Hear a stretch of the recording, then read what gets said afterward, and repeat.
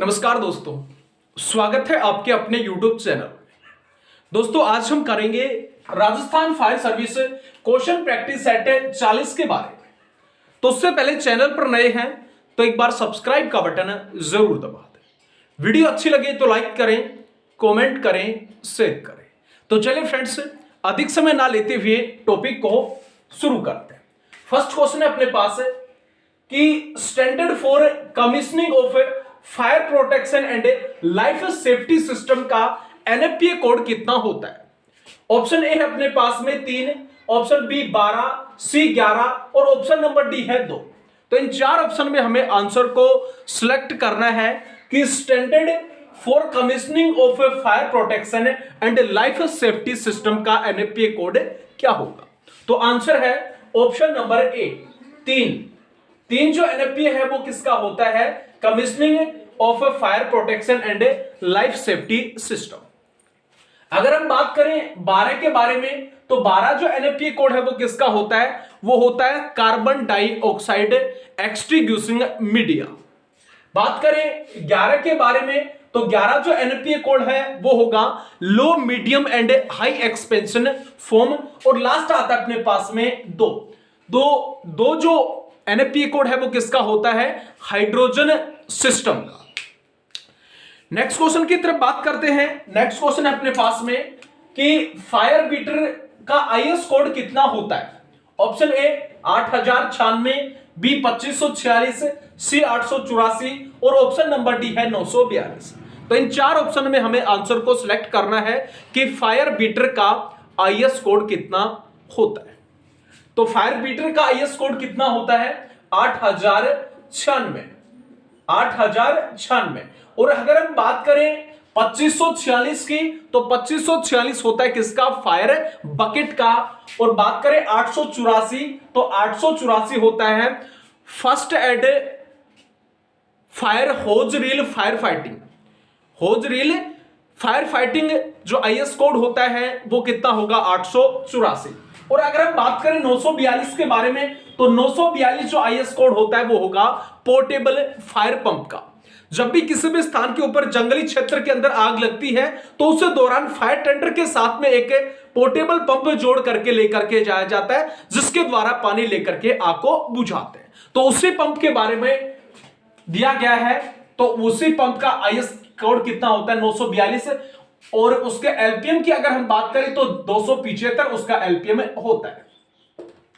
ठीक है, next question की तरफ बात करते हैं। नेक्स्ट क्वेश्चन अपने पास है कि डीसीपी फायर एक्सटिंग्विशर का कलर कोड क्या होता है। Option A red, B green cream, C black और ऑप्शन नंबर डी है फ्रेंच ब्लू।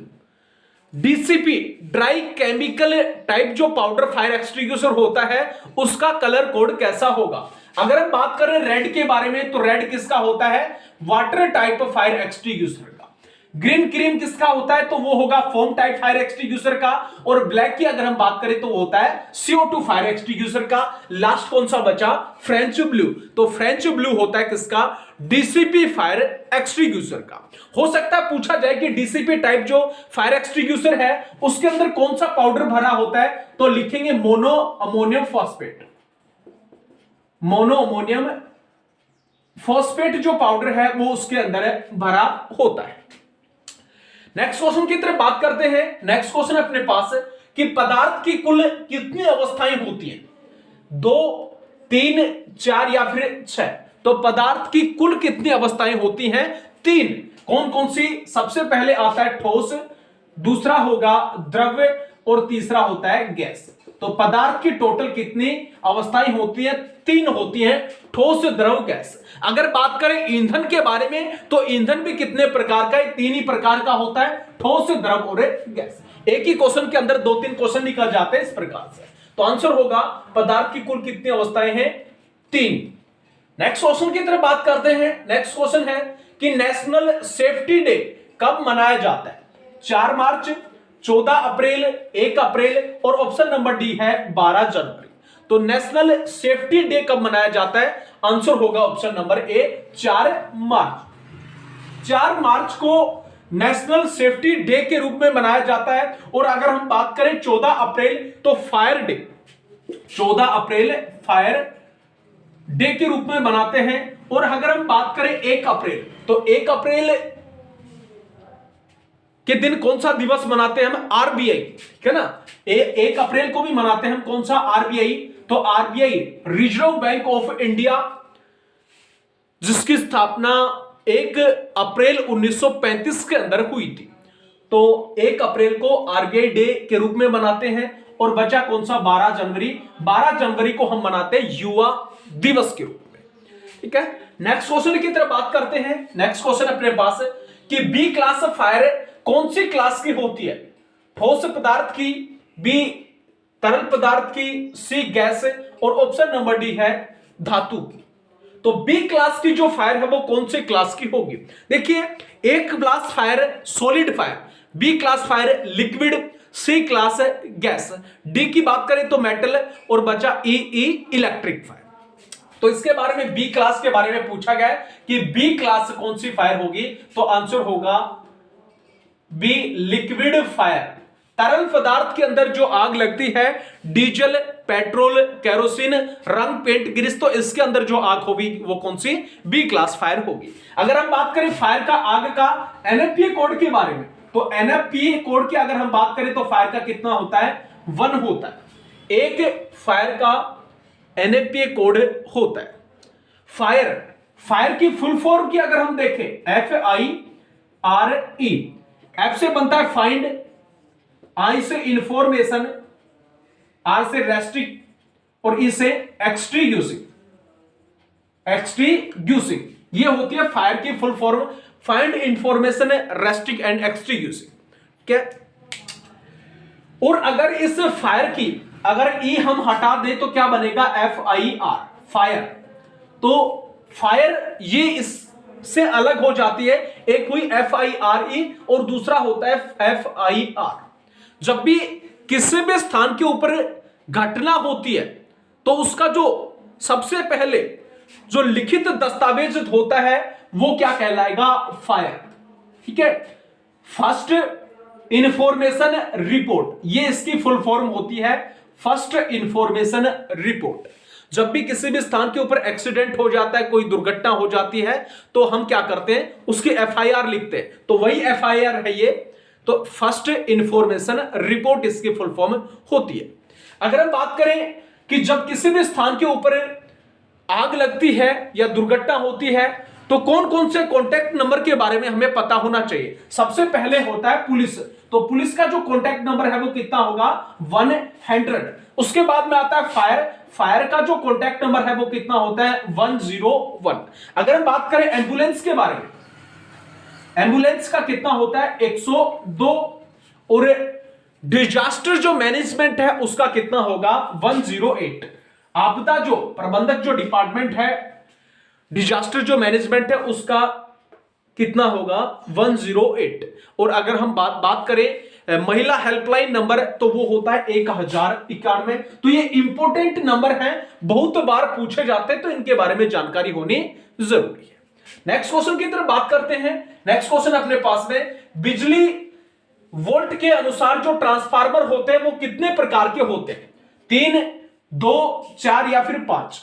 तो इन 4 ऑप्शन में हमें आंसर को सिलेक्ट करना है कि बिजली की वोल्ट के अनुसार ट्रांसफार्मर के प्रकार तो कितने प्रकार के होते हैं? आंसर होगा ऑप्शन नंबर बी, 2 प्रकार के होते हैं। सबसे पहले आता है स्टेप अप और दूसरा होता है स्टेप डाउन, ठीक है ना। 2 प्रकार के वोल्ट के अनुसार है जो ट्रांसफार्मर होते हैं। अगर बात करें इलेक्ट्रिसिटी के एनएफपी कोड के बारे में, इलेक्ट्रिसिटी एनएफपी कोड के बारे में अगर हम बात करें तो कितना होता है? 70 एनएफपी कोड कितना होता है? किसका होता है? बिजली का होता है, ठीक है। नेक्स्ट क्वेश्चन की तरफ बात करते हैं। नेक्स्ट क्वेश्चन है एनएफपी 1, एक जो एनएफपी कोड है वो किसका होता है? फायर अलार्म का, स्प्रिंकल का, फायर डोर विंडो का, या फिर इनमें से कोई नहीं। तो नेशनल फायर प्रोटेक्शन एसोसिएशन के अनुसार एनएफपीए 1 किसका होता है? फायर का होता है। तो इनमें से कोई नहीं, ऑप्शन होगा ऑप्शन नंबर डी, इनमें से कोई नहीं। अगर हम बात करें फायर अलार्म के बारे में तो कितना होता है? 72।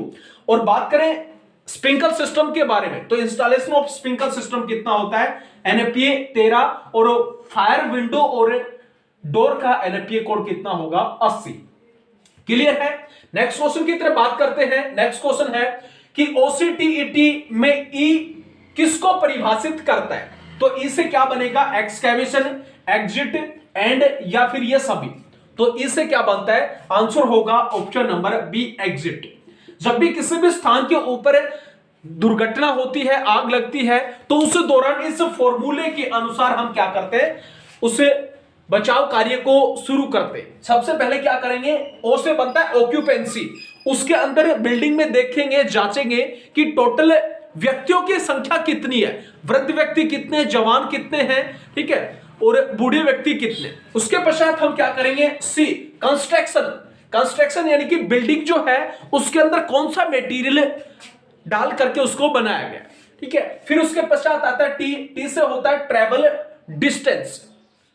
तो ट्रेवल डिस्टेंस, जिस स्थान पे आग लगी वहां से और बाहर निकलने का जो दरवाजा है उसके बीच की जो दूरी है वो कितनी होगी। और इससे होता है एग्जिट, बाहर निकलने के जो दरवाजे हैं वो। और लास्ट आता है टी। टी से होता है टोटल टाइम ऑफ एक्सकैवेशन।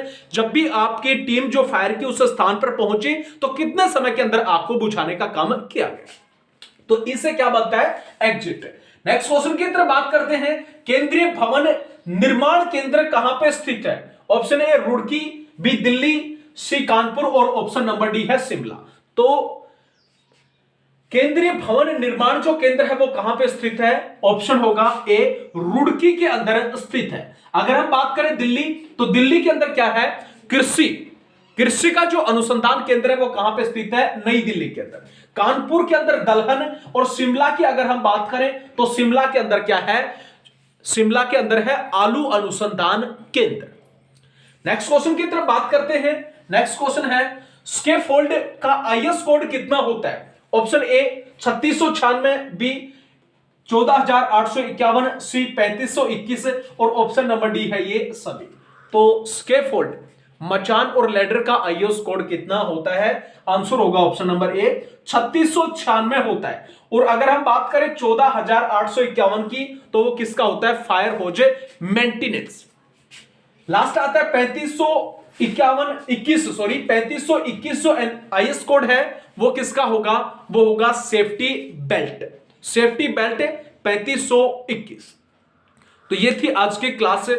बाकी क्लास लाइव स्टार्ट करनी थी, कुछ टेक्निकल प्रॉब्लम की वजह से नहीं हो पाई, ठीक है। तो उसलिए हमें क्षमा चाहेंगे। आज के लिए इतना ही। तब तक के लिए जय हिंद, जय भारत।